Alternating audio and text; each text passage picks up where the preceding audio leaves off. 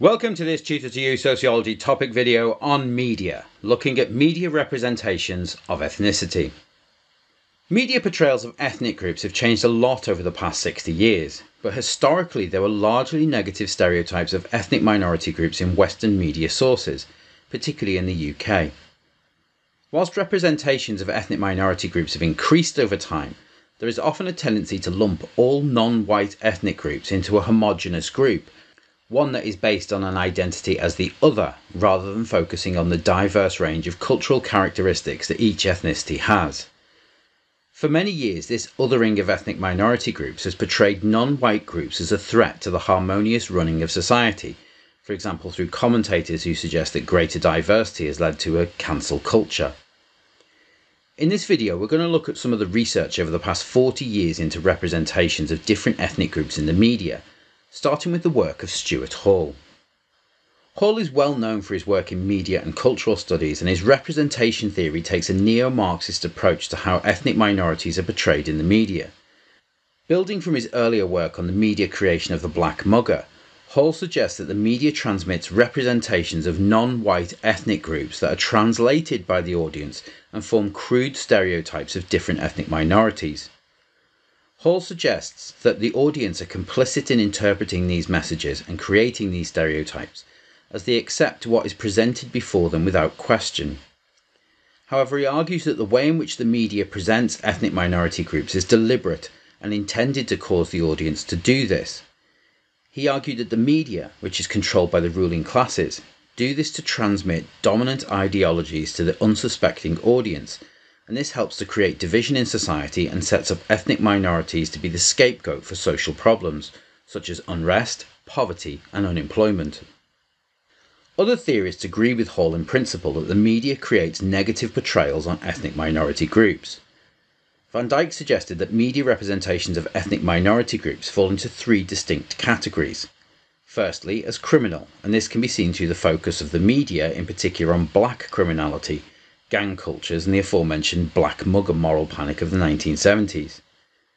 The second category is that of ethnic minorities as being a threat to the way in which society is structured. This can be seen through moral panics about terrorism or Islamophobia within the media. Finally, the media plays down the importance of issues relating to ethnic minority groups and focuses more on the white majority, and this can be evidenced through limited coverage of ethnic minority victims of crime in comparison to white victims. To support Van Dijk's point, Wayne et al. Argued that the media overrepresents young black males in their coverage of criminality, focusing particularly on the behaviour of youth subcultures, and this can be evidenced further by examining media moral panics surrounding knife crime in London in 2018 and 2019, and links between music and criminality, from rap to grime and drill music, being connected with violent crime. Lersbach also suggested that ethnic minorities are criminalised by the media, in particular looking at the reporting of protests and civil unrest, and how these are perceived as riots rather than examining the root cause of the disturbances. This can be evidenced through the last 50 years, with unrest in Brixton and Toxteth in the early 1980s, and the civil disturbances in 2011 being categorised as riots, and focus specifically on communities with ethnically diverse populations. Finally, Hargrave argues that in fictional media, ethnic minorities are often overrepresented as criminals within the drama and crime genres. Although this may be changing over time, the trope of white cop catching black criminal was prevalent.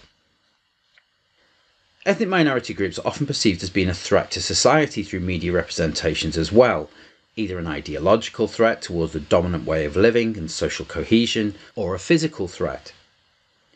This is often focused towards the Islamic community within the UK, in particular towards the way in which Muslim women are dressed and the perceptions of male control over them. Amelie et al. Researched the media and found excessive focus in the media of women wearing the hijab and other forms of religious dress. This was perceived to be against the norms and values of women having control over their appearance, which is prevalent in UK society, and therefore translated by the media as a threat to social norms. However, as with many religious symbols, the choice to wear or not wear the hijab reflects the cultural values of the individual, which aligns with Western notions of freedom. Hargrave also examined the perceived physical threat that is portrayed through the media, in particular the focus on Islamic fundamentalism as a representation of Islam, rather than the experiences of ordinary Muslims in the UK. This skews the public perception of what Islam is, and creates tensions between communities, something Marxists would argue is a deliberate ploy of the ruling class to divide and conquer the masses. The final of Van Dijk's categories is how the media is less likely to focus on issues that are of importance to ethnic minority groups, and focus more on the interests of the white majority. Whilst pluralists will suggest that this is a result of demand-led programming, it fails to acknowledge why ethnic minority victims of crime are less likely to receive coverage than white victims. Legali found that when a black person is the victim of crime, they are less likely to receive media attention than if the victim was white. This can be evidenced by comparing the coverage of the murder of Sarah Everard in June 2021 and the deaths of Nicole Smallman and Bieber Henry 12 months earlier. In the latter case, many media outlets only reported on the case following investigation into inappropriate conduct by the police a year later. One explanation for this is the underrepresentation of ethnic minorities within the media establishments, which means editorial decisions are often based upon what editors and owners believe is important, and with limited power within the media, this leaves the interests of ethnic minority groups underrepresented.